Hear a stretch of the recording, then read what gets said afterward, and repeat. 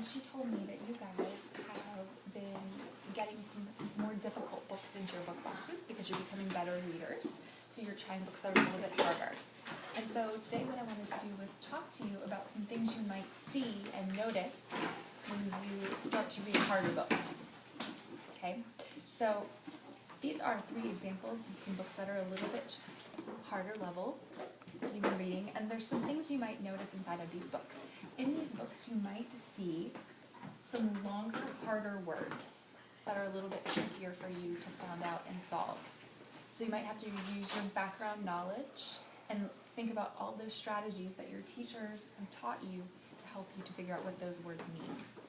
Inferring the meaning, looking for chunks of words you might know, asking a partner, writing it down in your log that you saw some of you had in your book box and looking it up later.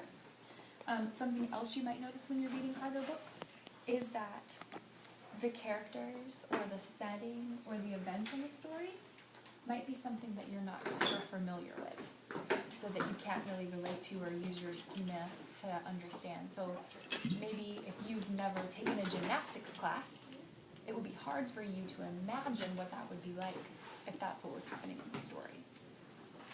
So you might have to, again, talk to a partner or have to really use your envisioning skills from the words in the story in order to help you understand what's happening in the book.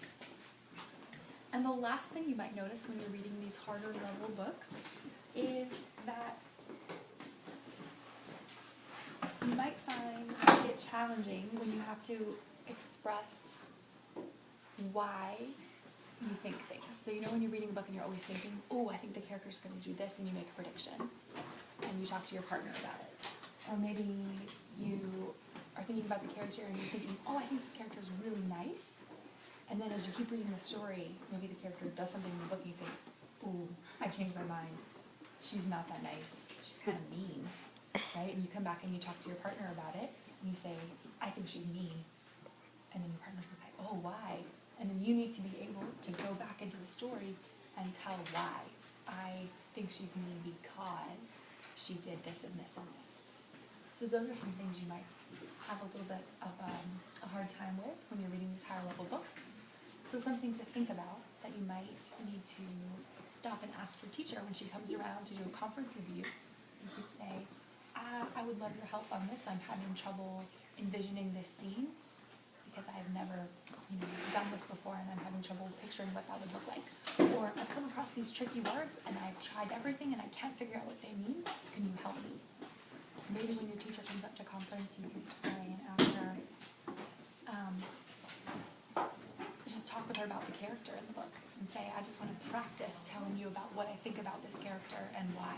I want to practice talking with you about my predictions in the book and why, and just kind of taking more ownership of your learning and your reading. So we're going to kind of practice today by just kind of looking through these books and maybe reading the first couple of pages.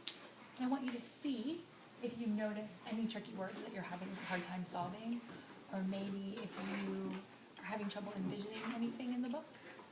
And then the 3 of us will sit next to you and we'll kind of do like a little mini conference with you and we'll kind of talk about it just to practice. Is that okay?